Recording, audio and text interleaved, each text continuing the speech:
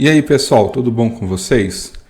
No vídeo de hoje a gente vai falar sobre um conceito interessante sobre a pessoa de Judas Iscariotes, que na minha opinião é o primeiro comunista da história.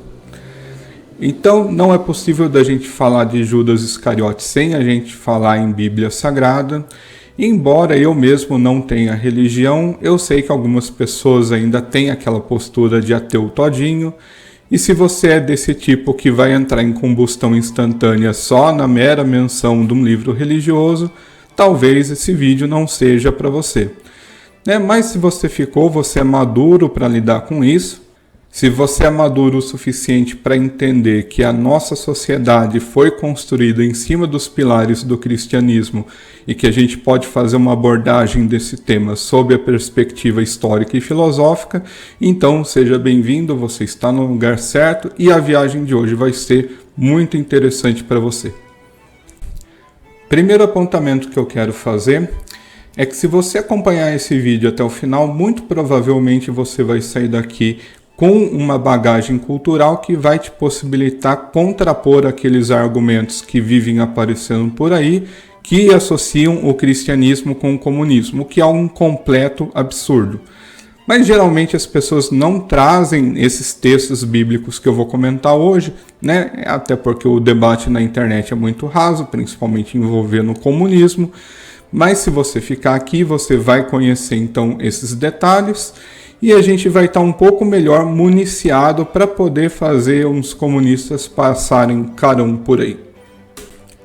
Segundo apontamento é que o vídeo de hoje ele tem um paralelo muito legal com outro vídeo que eu já fiz, que é sobre o Schadenfreude.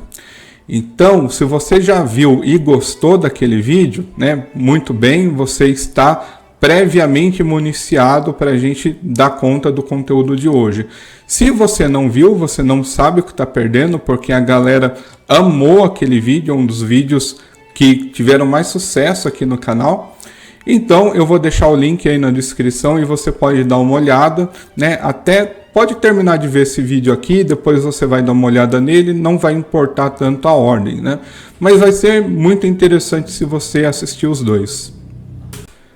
Para a gente começar, o nosso primeiro ponto, ele parte ali de João, capítulo 12, É o Evangelho de João, não são as epístolas de João, que são ali próximas à epístola de Pedro e o livro de Apocalipse, estão no finalzinho do Novo Testamento.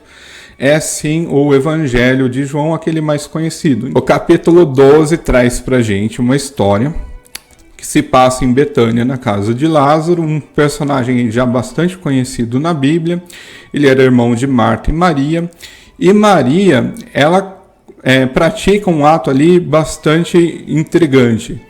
Ela lava os pés de Jesus com um bálsamo, um unguento, um perfume, Na verdade, uma substância de bastante valor, Era uma substância perfumada e aquilo impregnou todo o ambiente e foi um gesto, um ato muito simbólico, A gente não vai discutir esse gesto pela perspectiva religiosa, a gente só está apresentando o contexto, Mas a parte que cabe, a esse vídeo a discussão é a fala de Judas Iscariotes, que acontece na sequência desse ato de Maria. Judas Iscariotes, aquele comunista SJW, ele começa a discursar no sentido de que aquele perfume era muito caro, custava 300 denários e que foi um desperdício, que aquilo teria sido melhor usado se a mulher tivesse vendido o produto e distribuído o dinheiro aos pobres. Um patamar aí de bastante, uma questão de bastante curiosidade que a gente já pode pontuar, é que se você apresenta esse trecho, se você não diz que essa crítica foi feita por Judas, e você simplesmente comenta isso num DCE aí da vida, ou no pessoal ali do Boulos que estava descendo o cacete nos moleques do MBL, o que eles vão dizer? Não, eu concordo mesmo. Inclusive, os comentários que a gente encontra todo dia no Facebook, especialmente quando diz respeito a alguma pessoa que tenha um patrimônio acima da média. morreu um rico, então a sociedade se tornou um lugar melhor, né? As ações da Tesla caíram, nossa, a sociedade ficou um lugar melhor, né? É sempre assim. E por que disso? Não, porque esse dinheiro seria melhor usado se fosse dado em benefício dos pobres, né? A gente até lembra que recentemente teve aquele voo, né, da SpaceX que levou alguns bilionários para o espaço, e quantas pessoas não vieram até o Facebook dizer que aquele dinheiro tinha que ser mandado para a África porque as pessoas passam fome na África, pipipi, popopó. Então, se o Jesus bíblico tivesse uma unha de similaridade com esse Jesus pintado pela cultura SJW, a resposta dele seria de completa concordância com Judas Iscariotes, porque ele simplesmente diria que foi realmente um desperdício e que aquilo devia ser dado aos pobres porque a meta de vida dele seria os pobres, né? Tudo que, na verdade, um comunista pensa quando ele fala em Jesus é sobre dar coisas aos pobres. E talvez você até se pergunte, mas não é verdade que em várias passagens ele incentiva a solidariedade, a dar coisas aos pobres, né? Dar o alimento aos famintos? Sim, é verdade, mas a gente tem que aprender a distinguir aquilo que é essencial daquilo que é acidental, né? Então, qual foi a resposta de Jesus Cristo, né? Ele disse que, na verdade, os pobres sempre os tereis convosco, né? Então, aí quem acredita que ele estava dizendo algo sobre o futuro, sobre uma profecia, pode dizer que a pobreza nunca vai terminar no mundo, né? Quem acredita que ele é onisciente pode dizer que ele já estava prevendo que nenhum sistema humano iria funcionar, né? Mas, como eu disse, estou me abstendo de comentários que levem em questão a temática sobrenatural. Então, mas ele diz, né, naquele momento, que os pobres sempre os tereis convosco e que aquele gesto era muito significativo da parte de Maria, né? Inclusive, você pode conferir lá quais são as exatas palavras que ele está usando, né? Não confie em mim, né? Don't trust, verify. Né? Dá uma olhada lá no João capítulo 12 e você vai acompanhando comigo essa história. Um outro segundo detalhe ali de bastante importância, e que o próprio Evangelho acaba apresentando, é que Judas era o tesoureiro.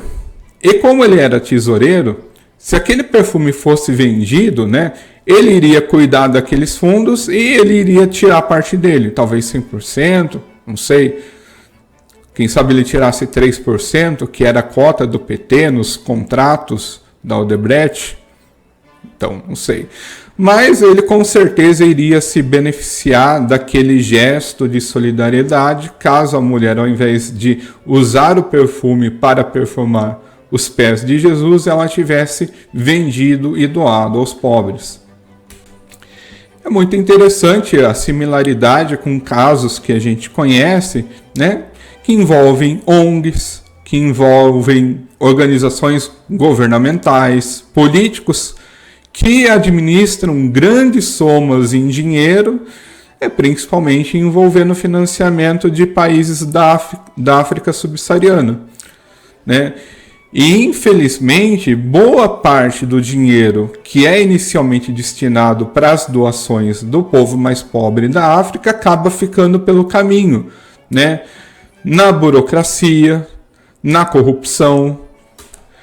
São criados aí órgãos, um grande estamento burocrático, né, com a finalidade de administrar esses fundos, né, de fazer de tomada das decisões de quem serão os beneficiados, como serão beneficiados, né. Em algum momento esse dinheiro acaba indo parar nos governos locais. Os governos locais são hoje a principal razão da pobreza naquela região. Então, como a gente pode ver, é sim de muito interesse, né, de grandes players do globalismo internacional e da classe política que existe esse discurso. Não, que todo o dinheiro excedente que você não usa explicitamente para comer o seu arroz e feijão ou o seu besourinho frito, ele deve ser destinado para uma classe política ungida que vai usar esse dinheiro para salvar a África da fome. E quando, na grande maioria das vezes, a gente sabe que isso não é verdade. Inclusive, eu pretendo ainda fazer um conteúdo sobre isso, né? Sobre um economista africano que denuncia essas mazelas aí, né? Do uso de dinheiro de forma bastante imoral, né? Que inicialmente era destinado para combate à fome na África. Mas, enfim, assunto para outro vídeo. Então, temos aí o famigerado Judas Iscariotes com seu proto-comunismo, dizendo que sabe como as pessoas deveriam gastar seu próprio dinheiro, e a gente tem muitos discípulos de Judas Iscariotes ainda andando por aí. Mas não é só isso, eu acabei lembrando também de um outro texto bíblico, uma outra história curtinha, que também coloca uma nova luz sobre essa questão do cristianismo ser relacionado com a provisão de fundos aos pobres, né? Como se a primeira missão do cristianismo fosse colocar comida na barriga dos outros. Então vamos dar uma olhada em mais essa história.